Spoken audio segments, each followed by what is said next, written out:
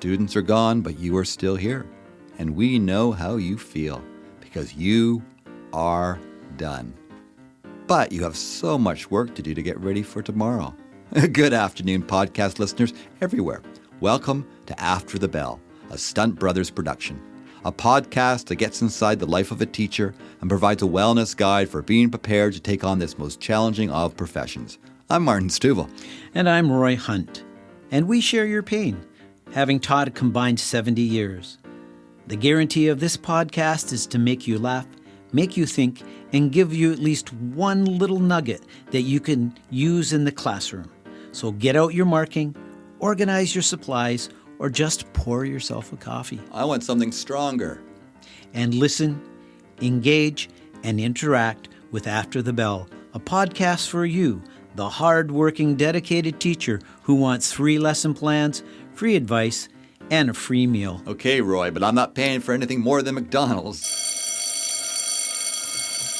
Well, Mr. Hunt, here we are, episode number 7. Lucky number 7, eh? Well, I'll get more excited when we're at 10. Oh, not a betting man? No, well, 7's a prime number. I'm more into composite numbers, Wow. something divisible by 2 or by 5. Okay. So when we get to 10, then I'll get excited. Okay, that's one of your funny ways, I see. It is one of my funny ways, yes. Are you still in the classroom teaching? Well, I've been doing a bit of TOC work in the past few weeks. I've been enjoying it. And I know in the previous podcast, I've talked about being in the classroom and enjoying it. But I've been going with the attitude of bringing my theatrical skills, those times I remember fondly of when you and I were on stage together. Yeah, we did a few things acting. together. We did a few things together. Yeah. And so I'm bringing an energy when I'm in the classroom. Bringing in the Roy Hunt show to the school districts around this province. And I know the students really appreciate the energy, and I have the energy where I think a lot of teachers at this time of year, they've done report cards. They're understandably exhausted. There's cold viruses going around. I've got some energy. I've got gas in the tank, and I'm able to bring it. And I know the students really appreciate it. It's authentic. And the greatest part about it is when it's the end of school, the curtains are drawn, I leave the stage. You get to find your way home. And I find my way home. Nice. Well, that's good. And that's been pretty magical for me. I've been really enjoying it. Well, good. Excellent. Right. And what about you? Well, you'll be surprised that I actually left my garden. And Yes, I am surprised about that. I did. I made it away from the Lower Mainland. Just 30 minutes from North Vancouver is a place called Porto Cove. Yes. It's a lovely spot that in the summer is really hard to find a spot if you're not there. Almost impossible. If you're not there 3 months before, right, at the right time in the morning, trying to book the spot. So this time of year in December, there's lots of spots available, but it's such a lovely spot. And unlike where you were in Vancouver, where I think you were in a bit of a fog, and I don't mean that metaphorically, I believe the city was caught in that fog. We were socked in with marine fog for 4 out of the 5 days of the week. Yes, it's true. But where I was, you could see where it stopped. Just there's an island called Anvil Island, and the fog kind of just stopped just before there. So where we were was the sun. And I even went on a good hike to Lions Bay, and above Lions Bay is a place called Tunnel Bluffs. Beautiful hike looking down. It's just like a magical world of, like Jack and the Beanstalk looking down on this cloud world. So it was just, I guess it was about finding my way in retirement is partly what this was. Because it's a new stage, right? When you've retired. Yes. And you found your way, I think, into the TOC world, right? Which is something that's providing you with great fulfillment, I believe. When I hear you talk about it, I can see the excitement about it.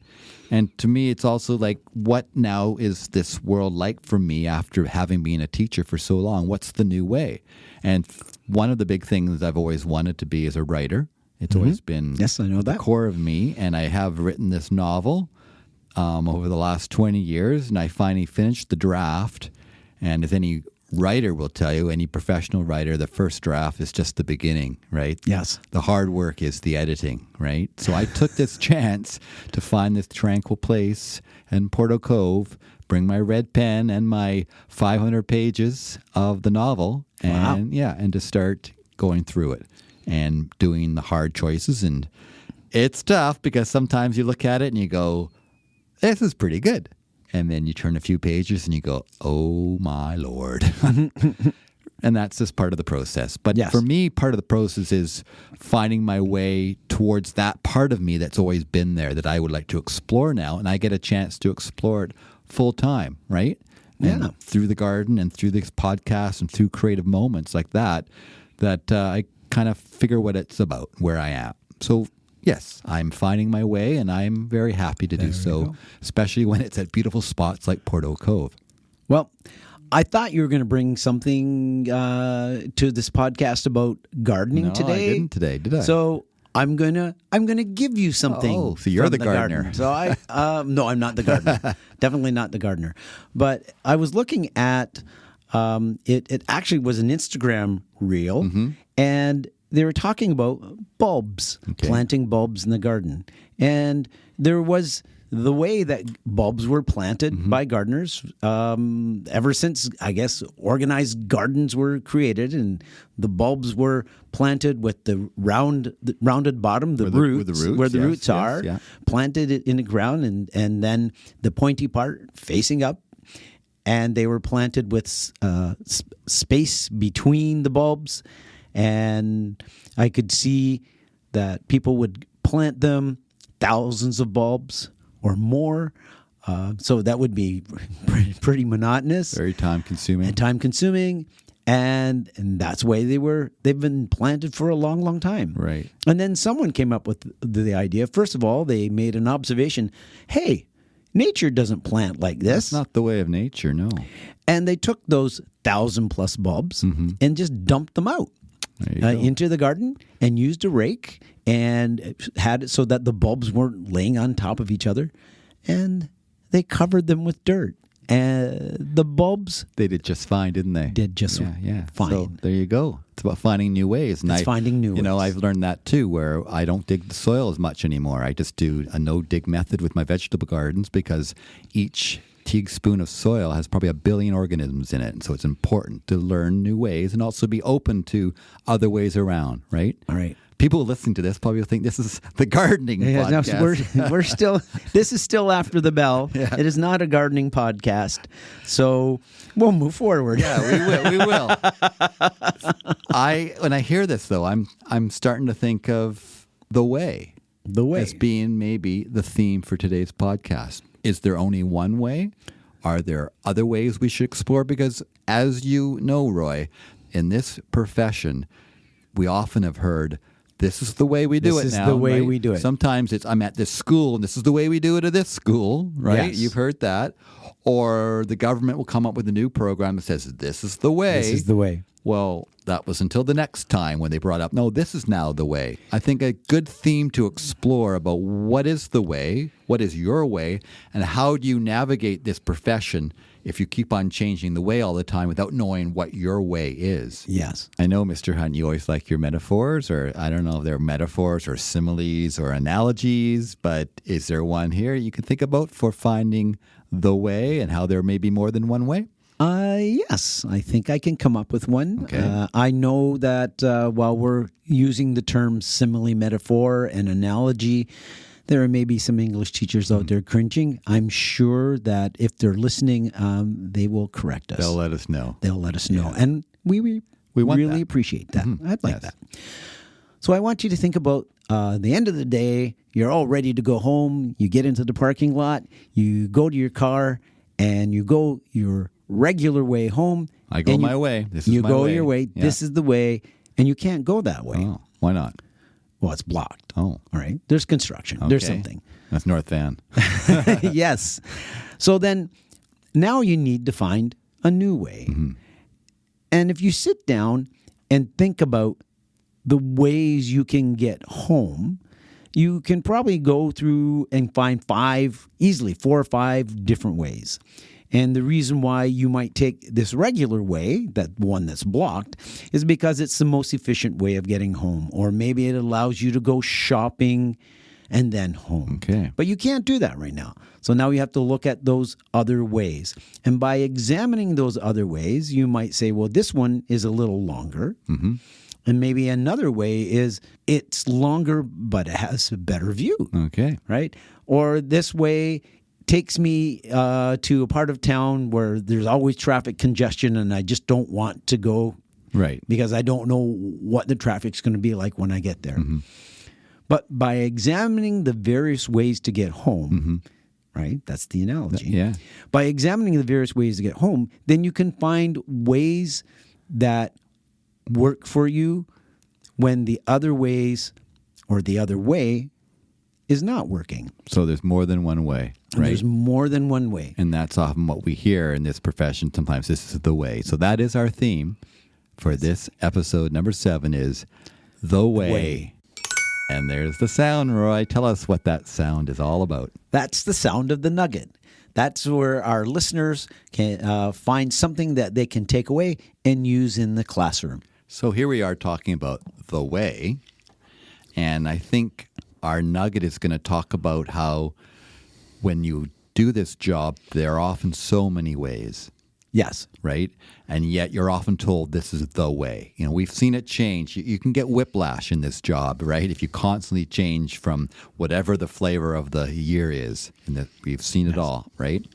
So teachers need to think about that. I mean, I know in practicum sometimes, and maybe you've experienced this too, where student teachers also feel, oh, I got to do it the way my sponsor teacher does, right? That's right. And I've had student teachers, and I really encourage them to find the way that works for them. Mm-hmm. And the lens I use is way back when I was a student teacher. Yes. I was in a practicum with a grade 3 teacher, and I did my lesson, and I showed her my lesson plan. Right. And her evaluation was that I did not teach the lesson the way that she would. Yeah. And in my head, because I know that I had to take the criticism and move forward. You had no choice. And in my head, I said, well, that's because I'm not you. Right. But that crushes you, doesn't it, when you think, it does. Okay, I can't do it your way, but now I'm being evaluated by this sponsor teacher. And I found, and you and I have both had quite a few student teachers over the years, we would give them the chance to be themselves, discover their way. We would share ways with them, but not say, you got to teach like I have to teach. And I think in discovering your own way, you're able to draw on your strengths and avoid those areas where maybe you're not as competent as you would like to be. And then at that point in time. And become that way. And become right? that. Yeah. And I've often learned of new ways from my student teachers. Absolutely. It's from the vantage point that you look at things, and then you look at it from the lens of your experiences in life. You look at it from the lens of what you've done in university. Right. And then you craft a way that works for you, that you hope will connect with your audience, which is your students. Yeah. And I think that is the thing that you and I, or all other teacher sponsors would do, is look at the way they're doing that, and is that actually going to work? And I always was grateful for this faculty associate I had when I did my practicum. Don Fletcher was his name, and I think he was a former superintendent and principal for many years in British Columbia. And he kind of was wonderful to have because he didn't say it had to be his way. Right? He would watch, he would work with student teachers, he would provide wisdom, and the years of his teaching had brought that wisdom with him, but it was never, well, you didn't do it my way. I didn't have to hear those words because those are crushing, right? He would allow me to explore my ways. And I think that's what we're trying to get on with the nugget here, is that you need to explore your ways and not feel that just because there's someone telling you to do it a certain way, that's the way you have to do it. And I think the difficulty we have as teachers, we don't often get the opportunities to look at how other teachers conduct their classes, the other teachers, the ways that other teachers have, right? So when you're able to, and I know in our district there were opportunities where teachers could go and observe valuable time in other classes and observe another teacher who's in the same at the same grade level, teaching maybe the same subjects, and just go in there and just observe the way that someone teaches their approach to things. And when you get that opportunity, there's two things that can come from that. One, it can give you feedback of saying, I'm on track and this is working. Or it could also be an epiphany where you go, wow, I never thought of delivering things that way. I just saw a different way. I just saw a different approach. I saw a different way to get home. Right? Yes. I just saw a different way to get home, and I can work with that. And that is the beauty of our job. Yeah. That we can add or take away some things as they help us to become more productive and be more efficient in our jobs. Yeah. And if they don't work, we have there are opportunities to find something. It's finding the time to be able to do that. And as you spoke about in the earlier segment about the autonomy we have, and I'm grateful here in British Columbia that we do have quite a bit of autonomy about how to teach. Because if you're told, and there are some districts around the world and some places where you're kind of given the program and how to do it. Yes. You have to deliver it that way. And it's not your way, and that is really hard. You kind of feel like a bit of a fake, right? When you're trying to deliver someone else's way of doing things. And I want to stress, this isn't about being closed-minded to other ways. It's actually about being open-minded, right? Yes. Look at your colleagues. See the programs that the government is saying you should do. All those things. You have to follow those things, of course, but you need to make it work for who you are. And the joy and the wonder of this profession is that we're all so different. Some of us have an artistic bent. Some of us are more scientific. Some of us have creative writing that they like to do, and they like to do sports. And it's just that, I think that smorgasbord of teachers that students get that makes them stronger. Yes. Right? When they see, the students themselves see, there's many different ways in learning and getting this in, and then you will be reached in those ways as well. And the interesting thing about the profession is, well, every year you get a new group of students. And one way that works for the students that you have one year doesn't necessarily work for the others. Yeah. And to continually drive that same way of doing something to every single student population every year, when it might not fully work, it does a disservice to the students, but it can also lead to a lot of burnout, a lot of frustration. So why isn't this working? It's because you have to find a different way. And I think I found the joy in the teaching because I would change it up a lot. Right? And each year would be different because the students would be different and they might have different strengths and we would go off in a different direction. And yes, I had my program and my ways of doing things, but I always was open to going in different directions. And that made it fun and enjoyable and fun for the students as well. It truly did. And I know from the years that I've worked with you that both of us have recreated ourselves many times over. Right. We're same people. Yes. And we still have the same enthusiasm for teaching that I believe that we had from the very beginning. Yeah. But in recreating ourselves, finding different ways to be able to approach the curriculum that resonate well with us, I think that added life into us. And I think we didn't get stuck with the idea that we have to do it this way. We were open to new ways. And when we heard new government programs and directions, we opened our minds to them and listened. But we stopped and thought about it and didn't just jump onto it because it's hard to do this job if you're constantly changing, right? Yes. You need to be open and moving around, but you need to make it work for who you are, right? And I think we both did that. Yes. And to us, the golden nugget to give to you today is that you need to find your own way among people telling you, no, this is the way, but does the way work for you? Yes. Be open. Think about that drive home, right? How do you want to get home? And maybe take a different way sometimes. Yes. And be true to yourself. Yes. That's the most important part. Be true to yourself. What's that sound? What's that sound? That's the homework board. That's a homework board. Right? And is there a field trip this week? I'm sorry, there's no field trip this week, but we will have one next week. Oh, good. Okay. Exciting. I like getting out of here. All right. Out of this box. Yes. We did the episode of The Box, and now it's The Way. The Way. and we need some homework maybe to do with The Way. We'll have homework for The Way. Okay. And now, so it's a big topic, right? It is a big topic. How do we make sure it's your way and not the way? Is like, wow. So I would like our listeners to find one way. Okay. So change one way that you approach. I like that. Your practice, and just try it out. And just try it out. Okay. And in that one way, in trying it out, you could try once. Yeah. I mean, once. It's probably maybe more than once, right? More than once would be good because the first time is always a little bit of a stumbling block. And so just challenge yourself. Challenge yourself. Like, make yourself maybe feel a little uncomfortable even. Yes. Right? Which is I think that's a really good idea. Okay, yeah. Try it out and then, let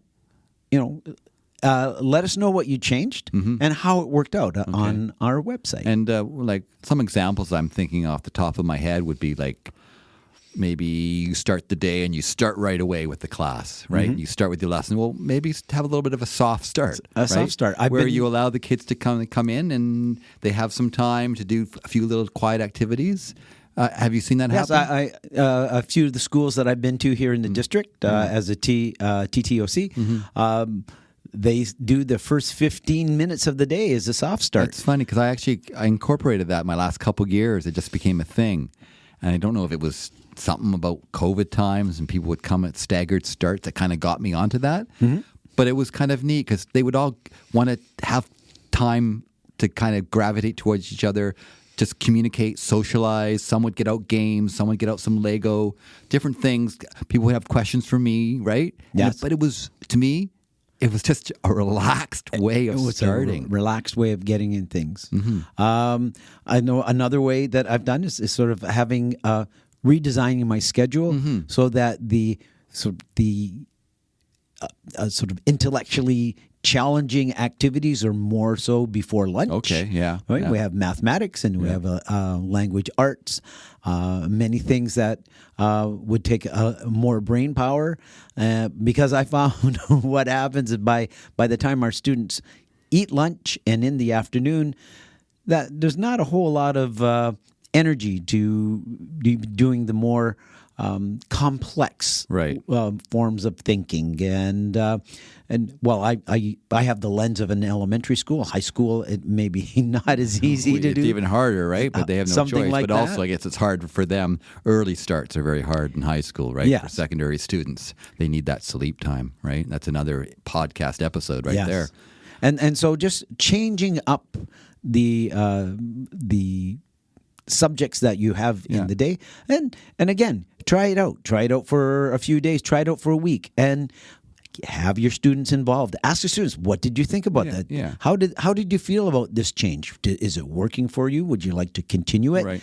And I think that's a really good way to start the practice. Incorporate your students' opinions about that would be great. How is that going? I think it's a great idea. And maybe even another little thing you could do would be to change the seating in a way. Maybe you have your way you do it all the time. You have your standard way. Kids sit in a certain spot and that's it. Yes. Maybe you have a different way where you assign random seating, but maybe come up with a new way, just a new way. Yes. That just changes it in terms of how the class is, or in fact, maybe you get them to stand up more often. Yes. Maybe you decide, actually, I'm not going to have my kids sit as much. I'm going to have them stand, even for math, for part of math. They can be on the floor, they can get up, they can work in a different area of the room. So think about seating. That could be another thing to change. And there's a lot of evidence that movement while learning can actually help to solidify the acquisition of knowledge. So just allowing your students to stand up and getting more oxygen into their brain. So that'll be one different way of doing things. Another way would be, are you always at the front of the room? Right. A lot of teachers have their spot. Spot. Well, maybe go to the back of the room. Move around. Right. I saw this amazing thing where a teacher had the center of the room as the front. Yes. Yeah. And everything worked from the center. And I know some people would say, well, I don't like that because my back is to some of the students then. But there are ways to incorporate that. And so everyone would come in. And so it's kind of, I guess the approach would be look more like a wagon wheel. So with the center, the teacher would be the center, where at the hub of all the activity. And why it's good to kind of maybe change it up a bit in terms of where the teacher is. Kids kind of get used to being, if the teacher's at the front of the room, I got to pay attention now, right? Yes. And then they tune out. Whereas if you're moving around or you got something that's different, it kind of makes the dynamic of the whole class change before your eyes. So I think those are some examples of shaking things up a bit, changing one thing, right? Going, what's my way of doing it? Okay, well, let me just try a change in my way just to see how that goes. Yes, and the beauty would be that our listeners try the one way, share that one way, share the successes, share the failures. I hate to use that word. No, but we learn from failures, right? And then if we end up having this, hopefully, list of comments, a list of ideas, lists of way people have changed things, that will also give opportunities for our listeners by looking at our webpage to see that, I never thought of that idea. So, by having everyone being involved in this homework, we are actually helping to provide other opportunities to look at different ways to do things. And learn from each other. And I do like the way you used the word failure, because I think we learn from that. And David Duchovny has a really good new podcast. It's about people that have failed, right? Not just their successes, but people that have failed, right? And how we learn from those failure moments. We hear all about the successes in life, but most people who are successful have failed a lot. Had a lot of failure. Right? So this is a part of that. Is to change your ways is sometimes to fail first too.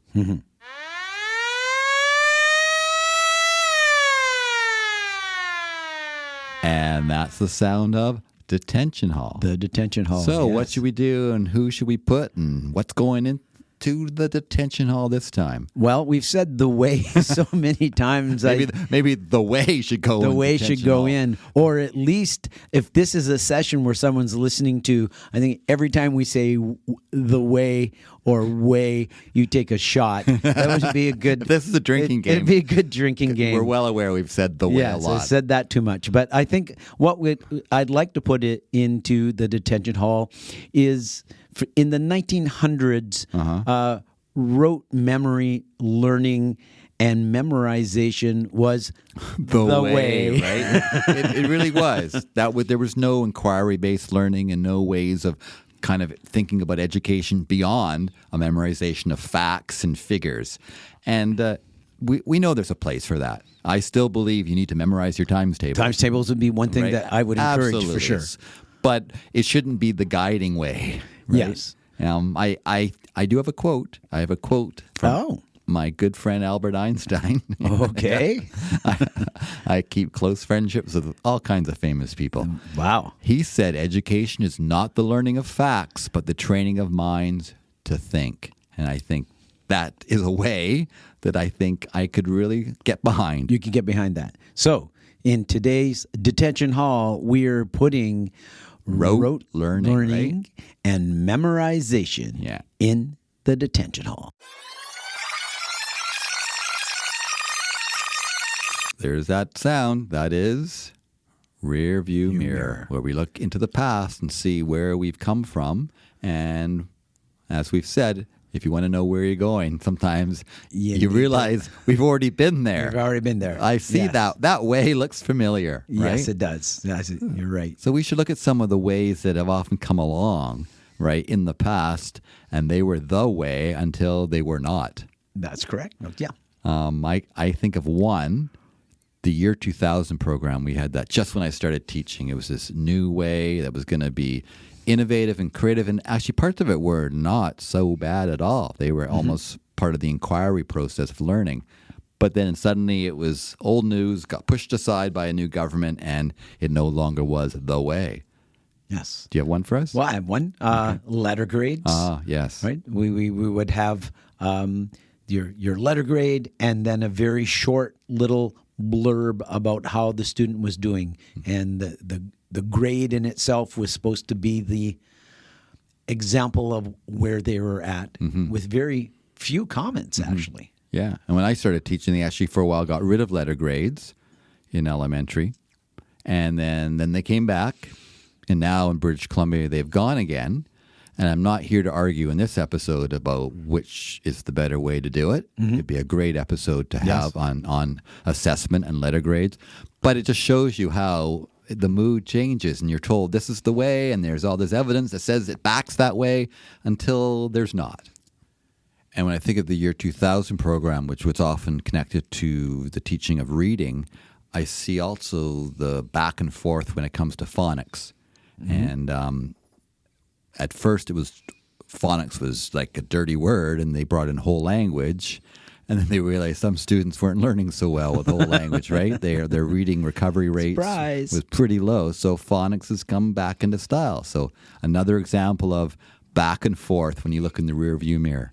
And I have technology down as one of those examples. I remember when everyone said every school should have a computer lab and every school should have as much technology as possible. And then now there are very few schools that have computer labs. There are schools that have now cows, to computers on wheels, and they bring them to the classrooms and they have laptops. And not as many people are using them. And don't you find there's kind of a movement away, realizing kids actually their lives are filled with technology, that maybe schools need to go back to outside learning and outdoor creativity and those moments that maybe get us away from the technology that has dominated our lives. Yes. And especially, I believe, in the younger grades. Yeah. And the latest now is, of course, AI, right? That is where we look forward and we can see that's suddenly jumping on us everywhere. And we have to be careful. And I don't mean to say that we should just ignore AI because it's part of the future and we need to learn how to incorporate it. But I don't think we need to jump up and down and change everything right away just because AI is the current buzzword. And yes, students will be using it and we'll be using it and it'll be part of our world. But we need to slow things down some ways and make it fit the way we teach, right? Yes. And the way has been the word of the day. Feels like a Sesame Street episode, right? Yes. Today was brought to you by the words the way. Another great episode, Roy. That's the sound of the end of the episode, and it's episode number 7. And I really have had, once again, a blast working with you. It's been a great day, and I am going to go away. Goodbye to you, and we will see you again. This podcast is organic, taking shape with each episode. Building resiliency for teachers everywhere. That sounds great. And our website is stuntbrothers.ca. That's stuntbrothers.ca. We will chat again. After the bell.